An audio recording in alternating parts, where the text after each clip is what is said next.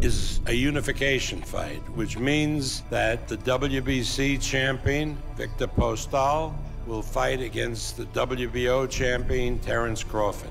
They're both undefeated. They are the two best 140-pounders around today. Everybody say it's a 50-50 fight. But in my eyes, I'm looking at going in there and destroying this man right here. Honestly, I saw Crawford before the press conference, and he seemed confident with all his people around. But then when we faced each other, I could see in his eyes that he doesn't want to fight me. Him and Freddie Roach know they can't beat Terence. You're gonna sit your ass in that corner, you're gonna shut the f up, and you're gonna watch your guy get his ass beat. Terence Crawford is the next guy. Most people who follow the sport closely have his name on the tip of their tongue. Crawford is slick, he's smart, he's got speed, he's got pop. He's just complete a fighter as you have in the world today. At any given moment in the ring, I can switch up and do something totally different. Crawford looks functionally ambidextrous. Crawford is the closest thing to Marvelous Marvin when it comes to switching that I've seen in 20 years. If you start to kind of get a little groove, he'll switch to southpaw. He's got so many tools in his arsenal. When you're in shape, when you prepare yourself to the best of your abilities, nobody can beat you. I don't care that Postol is not worried about us. That's even better for us. I mean, maybe he might come and fight and not run and hold. Viktor Postol is a newly crowned champion. Viktor Postol just stopped in an upset a guy that we know is a beast, that we know is a warrior, that we never expect to quit. This is over. Viktor Postol has knocked out Lucas Matisse. Freddie Roach is an offensive-minded coach. Freddie trains him to be an assassin. Crawford switches and he boxes well from both sides, but he's not knocking nobody out with the move and so forth. When Mickey Ward did it, Mickey Ward knocked people out with when he did it. I was more impressed with that than I am with Crawford. What Freddie Roach doing? Cashing out. How can you train a fighter that you never be with? Stupid. But don't come in my country and tell me you gonna beat us. You gonna beat a damn thing the night of the fight.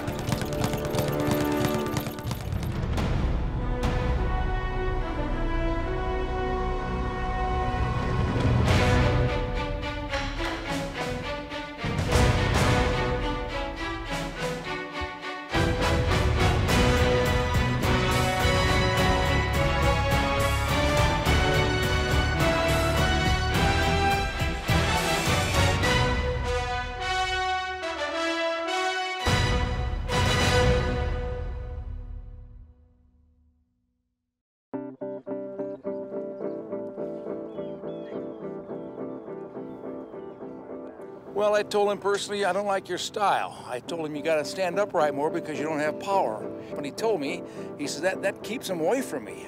I pied him off, and then later on, I get down into him, and I get him tired, and then I go to work on him. So I said, well, it must work out for you, champ. He goes, it does, doesn't it? I always had the confidence. Me turning pro, I always asked for bigger fights than where I was at. When I was 10-0, I would ask to fight a guy 15-0. Or I asked to fight a guy that I see on TV because I knew in my heart that I could beat that guy, but he was where I wanted to be. But my managers always would tell me, just take your time, relax, your day will come. Yuriorkis Gamboa was his coming out party. I mean, this is the same Gamboa who was avoided by Juanma Lopez. That's a fight that everybody wanted to see, and so it was really his big test to see if he was legit. Gamboa is a fighter that we expected to do better than what he's been able to do. Gamboa had the name. We thought maybe that this was a fight in which Gamboa was going to begin to make his comeback, that maybe Gamboa was the guy on the rise, and this Terence Crawford, we were just kind of waiting to see, is this guy for real? The winner of this fight will be the undisputed star of the lightweight division. A lot of skill, a lot of speed, a lot of talent in this ring tonight. And the fight, originally in the beginning, seemed to be, I wouldn't say a mismatch, but a slight edge for Gamboa. He's probably gonna win this fight. Expected it to be. Came out fast, fast feet, fast hands, trying to catch me coming in, but then I had to adjust. Crawford is turning the tide just a little bit and is landing his right jab out of the southpaw stance. And once I adjusted, then I felt like I was in control. Terence Crawford is a guy that doesn't fight fast. He doesn't begin quick. He actually takes his time because he's that confident in his skills that when he needs to switch gears, he can. And when he did, he blew Gamboa off the mat. Down goes Gamboa. Tremendous right-hand shot as Gamboa was coming in. And he just changed the fight with one tremendous right-hand shot. Fight was spectacular. It was entertaining. Down goes Gamboa one more time. It was the kind of thing that had you on the edge of your seat. Oh, down goes Gamboa. Third knockdown for Crawford. And what's most important for a fighter beyond winning is to leave the fans wanting more and absolutely having to see this guy in the ring again. Coming forward. Down goes Gamboa, and that'll do it. Fourth knockdown of the fight, and a knockout for Terence Crawford. That was a great fight. A great fight. And a star-making performance of the highest order. A fight that I think is underrated by maybe casual fans or observers who may have just tuned in because they'd seen him before but don't know Ray Beltran. That fight proved that Terence Crawford could get in there with a class fighter. Ray Beltran has skills, and when he got in that ring, he was prepared. We saw the best that he could do, and Ray Beltran has done awfully good in this sport. So for a guy on the come-up like Crawford, to be able to best him in that way, to be able to stay patient, to be able to execute his game plan, and to truly best Beltran in every department was impressive. From Omaha, Nebraska, Terence Crawford.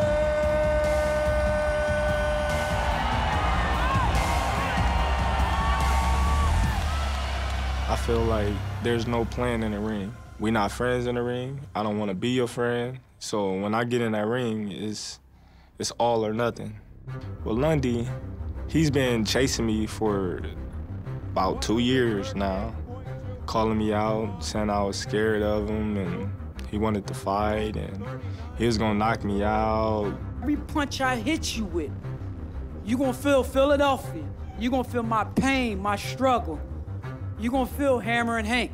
Tank had been talking mess for 2 years on Twitter, on Facebook, disrespecting Terence and his family, his girl. Hank Lundy was able to get under Terence Crawford's skin, who is already a kind of mean guy. But what Hank Lundy ultimately did was put a landmine under his feet. I was relaxed, I was calm, I was cool, I never rushed anything. I never went out there to try to knock his head off.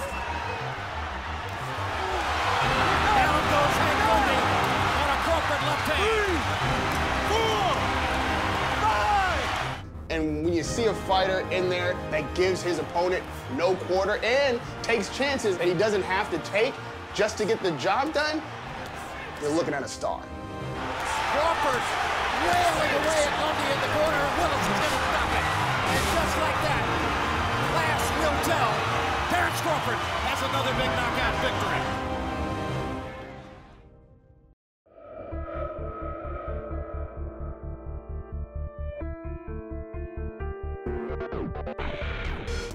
Я подошел к чемпионскому бою, и я был готов на самого сильного. Ну, я так скажу, что все вот эти мои поединки... When I think back to my career, all of my opponents throughout my professional career have been tough. My promoter gave me tough fights, so I could gain experience and be ready to fight for a championship belt. Each fight has been tougher than the next, and it has been very, very good for me. I know Viktor Postol is an amicable guy. I think he's a positive, happy warrior. And he's a calm and collected guy. And he's a patient guy. And that's what we saw against Matisse. Как только записывать, When I learned that I was going to fight Lucas Matisse, I was extremely confident from the first day that I would win this fight. even though most people thought and were saying that this was an easy fight for him, that he would knock me out, because he's a big puncher and a real slugger. But I didn't let those words influence me at all. Lucas Matthysse is a one-punch knockout kind of guy. He's a guy that has spectacularly demolished people. We knew that he was going to try to knock me out in the early rounds. So the goal was not to take any big punches in the first half of the fight. And then after round 6, press the offense. And coming back with his own combination. Hurts Matthysse with the right hand. Viktor Postol, he's a steady fighter. One of those rare fighters who knows how to use his height and his reach. He really works his way until you get comfortable, and then he can crack you and then put you out. To get the right hand to work behind the jab, you have to get a little bit closer. So he was closing it up, getting enough distance. That is a knockdown. We've got a count. And Matthysse is down. You know, that's all about timing and distance. His timing's great, and he did walk him right into that shot. That was a great finish for us. It was funny because when he knocked him down with the right hand, everyone jumped up and thought the fight was over, and I just stayed on my stool because I said, it's not over yet. And Matthysse always gets up. And I was really surprised that he didn't get up, because he's a game guy, and I mean, that punch must have really hurt him to keep him on the deck. Viktor Postol is a newly crowned champion. Viktor Postol just stopped in an upset a guy that we know is a beast, that we know is a warrior, that we never expect to quit.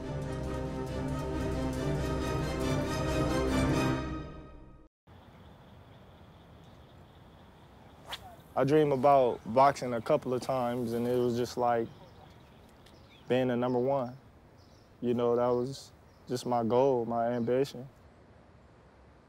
See, this the deal. Come out here, chill out, get a peace of mind. You know, just relax, be at peace, think about the fight, thinking about how the fight gonna go. All them things run through your mind when you at peace. This my boy Chaos.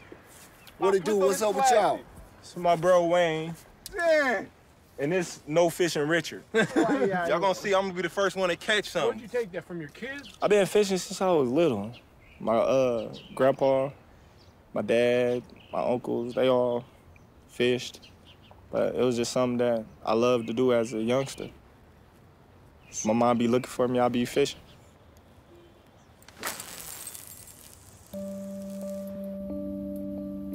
There's not many boxers that have came out of Nebraska, let alone Omaha. So when you hear a boxer coming out of Omaha, Nebraska, you hear Terence Crawford. I was born there. My mom and my daddy had me there. If I could, I'd buy every house on this street, because this is where it all started. This the house where I grew up at. This the house, you know, I started boxing at. You can be sitting here and you can hear gunshots on the next street, this street. It don't matter. Gang crime, you know, you got people robbing people, stealing, all that stuff. You gotta protect yourself at all times, just like in the ring, but at the same time, you just stay out the way. You stay out their way, they stay out yours. There's a lot of hidden talent in Omaha. It just don't get a lot of national attention, except for Omaha, what's it called? Omaha, Mutual of Omaha, Wild Kingdom. I fought with his dad and his uncle back in like 1978. He walked in the gym at the age of 7. He had a very good amateur record, man. He won the Ringside World Tournament, Pan Am Games, the PAL tournament, the tournament called the Blue and Gold. He beat some world champions that's now.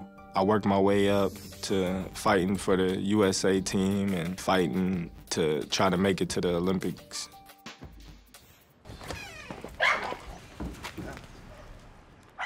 Me growing up without a father in my life all the time, it was hard. Being at home, full of girls, and you just tend to be out in the streets more. You know, my mom did the best she could to keep me in the house, but she had to work. So when she was working, I was gone. Well, he always told me he was gonna be somebody and he was gonna be rich. That's what he used to tell me all the time. Mom, I'm gonna be rich one day, and I used to tell him he ain't gonna be and he fooled me. He was bad. Bad. He got a whooping at least twice a week. When he was a teenager, he got a whooping? No, I stopped whooping him at, what, 13? He stopped getting whooped at like 13. Well, he thought, but I still was trying to whoop him. I got through out of a high school, and I had to go to another high school. And I got through out of that high school, I had to go to an alternative school. He put me through a lot, running back and forth to these schools. I think when he got shot, and then he had these kids. I had to whip him into shape. Thank me for it. He got shot, he just changed, did a big U-turn. I got shot in the head in 2008, you know, leaving the dice game. You know, the bullet hit me and it bounced off my skull and out because the window made the bullet spin instead of going straight. Scared. Yep, scared. But when I got there, he's sitting on the bed laughing, talking about he about to go fight on TV. And I'm looking at him, no, you ain't. He's like, Mom, look, do you want to see him stitch me up? No, my stomach is turning, I got to get up out of here. Ever since I got shot, life's been great. Got my girl pregnant. When I got her pregnant, it just changed me.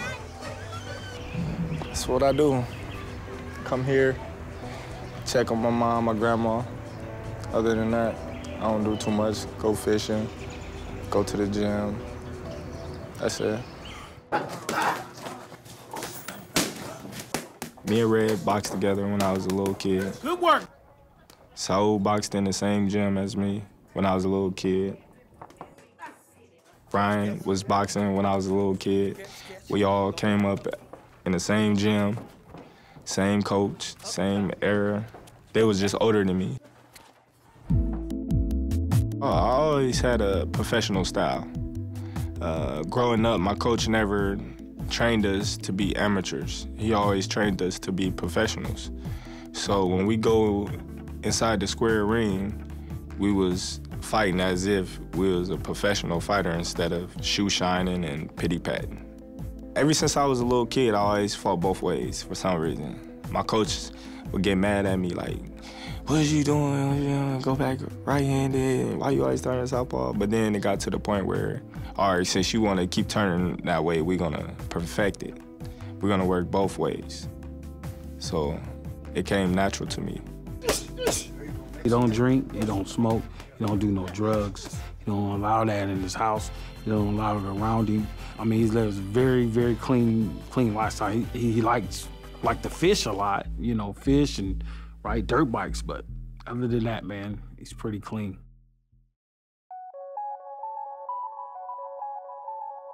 Всегда, когда я выступаю, я всегда поддерживаю нашу Украину. Every time I walk into the ring, I always support my country. I am very proud to be Ukrainian. I'm very proud to be a citizen of this beautiful country. And the people of this country support me when I fight. There are many monuments here that honor the people that fought in the Second World War. These people are our grandfathers and grandmothers, and they fought and died for freedom. What they did made it possible for my generation to live in a free country. More recently, our people have tried very hard to enter the European Union, but our previous president did not adopt a petition to make this happen. And there was a major protest here in our Independence Square in the fall of 2013. The protest became a revolution, and many people died during that revolution, and they were simply fighting for their rights to be independent and to be free.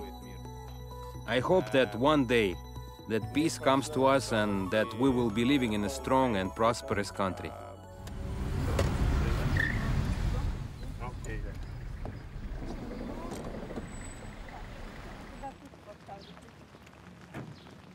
Не, я с обычной семьи, но я сам решил пойти на бокс. Родители не запрещали мне. I am from a regular family, and the decision to learn how to box was mine, because I like to fight on the street. Праву ручку вверх, лево внизу. И пошли. Раз, два, три, четыре. Раз, два, три, четыре. I was going to elementary school and they taught boxing in gym class. The first 3 years here, there was just a small gym. No boxing ring, nothing special. It was 1996. I was 12 years old. I was in the 8th grade and I immediately loved boxing. It's exciting to see my pictures on this wall. My hero when I was a child was Vladimir Klitschko. And now I hope children will be inspired by me to follow their dreams. It's emotional to be here because many important things happened to me in this school. My first competitions were here and I remember the whole village coming to watch me fight.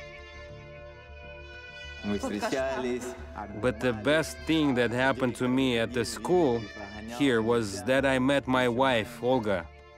Познакомились мы в школе, в детстве, можно сказать. Я еще была молодая, Витя тоже. Встретились на дискотеке. Он пригласил меня потанцевать. Выходил, видел и прогонял. My wife can't come to the fight because she's pregnant with twin boys and she is due right around the date of the fight. My dream is to bring the WBC and WBO belts back to the Ukraine, one for each child.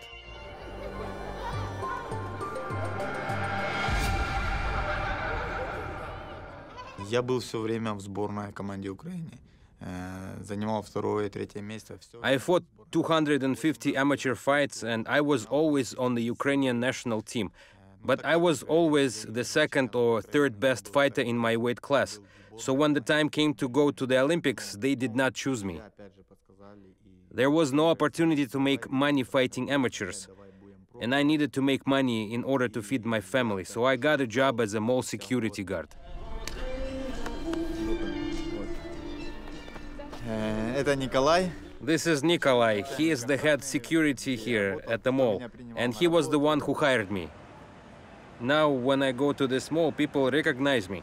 They ask for pictures and the security guards say to people, he used to work security here and now he is a world champion. Я тренировался и здесь работал, то Николай с пониманием относился иногда. When I worked here, I was still training, still fighting, and Nikolai would let me leave early to train. But it got too hard to manage my schedule, to train properly and hold down this job. I couldn't work and train, and once I realized that I could be a great fighter, I left this job. Я верю в тебя, ребята, которые тебя знают, вот, и пускай победит сильнейший.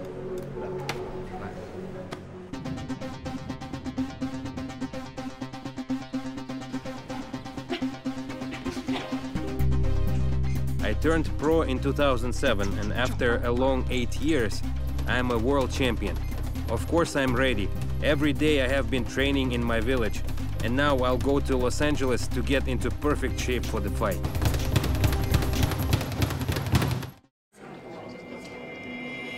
Muchísimas gracias, amigos. El día 23 de julio, el MGM de Las Vegas, Nevada, será el escenario del combate de unificación de títulos mundiales entre estos dos hombres. De Ucrania, Viktor Postol, campeón del Consejo Mundial de Boxeo en peso superligero, y de Omaha, Nebraska, Terence Crawford. And without any question, they are the two best 140-pounders around today. Боксировать с Крофордом, то, что он Once говорит. I met him at the press conference, I knew he did not want to fight. He had an opportunity to fight me earlier, and he and his team did not want to do that for whatever reason. But when I looked into his eyes, I knew he did not want to fight. Training camp here in America is completely different from Kiev. Over there, there's always something going on. I have too many distractions, phone calls all day, family and friends always around. Here I can completely focus. He thinks. He sets everything up very nicely. The jab is his best weapon, and he's got the reach advantage over most of his opponents. He doesn't really go for the knockout until he's ready. Crawford switches and he boxes well from both sides, but nothing new.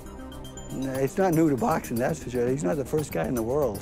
So we've seen this like millions of times in our lives. There's nothing really complicated. So I'm not worried about it. What are you worried about? Nothing. Why? My guy's a better fighter. Top. Catch. There we go. I don't think Freddie Roach is going to bring anything to the game of Postol to beat me, Terence. I don't think it's going to happen. I know it ain't going to happen. For the simple fact, 6 weeks is not going to change a fighter. A coach can train a fighter and tell a fighter to do something, but in the heat of the moment, a fighter is going to always go back to what he used to do. He liked to grab a lot, liked to use his elbows. As soon as he get popped, as soon as that pressure get put on him, he's going to back up, he's going to hold, he's going to do what he can do to stop the confrontation. I think he's going to run and hold, to be honest. If I run and hold, I won't get the win because he's from here. I need to win confidently. You know, Terence Crawford is going to be in against a taller fighter, a longer fighter, and yeah, he may have speed and he may have the southpaw stance that he can go to, but in the end, how's he going to get on the inside of that jab? That's the big question. I've been fighting people taller than me and longer than me all my life. I've been short for 28 years, and they haven't stopped me yet. His intelligence is what really sets him apart. His intelligence in the sense of making adjustments, of setting you up inside the ring, and becoming the fighter that he has become today because of his ring intelligence. So his IQ is something that maybe we take for granted or is overlooked, when in essence, his opponents always point to that. It's the patient, rangy, calm, collected fighter who seems unflappable and has a sneaky power that at any point can stop a fighter like Lucas Matisse, and a guy who you know is looking at every shot to knock you out, who comes in there, who is mean, who is gritty, who has skills, but is that streak of savage viciousness. That's Terence Crawford. So when two guys like this meet, it's a chess match. But yes, we're definitely hurting. We're definitely hurting. We're definitely hurting Postol. All you gotta do is take that body weight and everything else gonna fall. He's nothing to me. He's just another guy that I'm fighting. Well, we're the champion. We're not the underdog in this fight, I feel. I think he's probably the favorite because we're fighting in America, and my guy hasn't been on American TV as much as Crawford has. I honestly think this is a 50-50 fight. The best two guys in a division fighting each other, and it's a good thing to happen. The best man will win and go on to bigger and better things, and the loser will go back to Nebraska.